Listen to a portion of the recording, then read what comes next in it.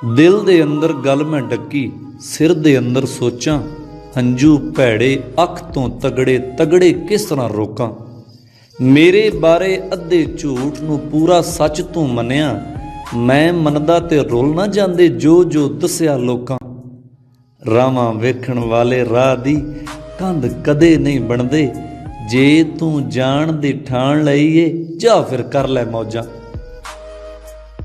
वर्दी वक्खो वक् सी लेकिन शक्लां इक्को जिहियां, बोली भी एक बोल रहीआं सन दोवें पासे फौजां।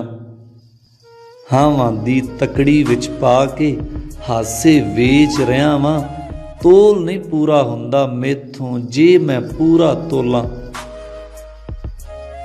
अहले बैत इतहार दी हुरमत मैनू सब तो अगे, जे भोरा भी चूक करां ते शाला दोजख भोगां।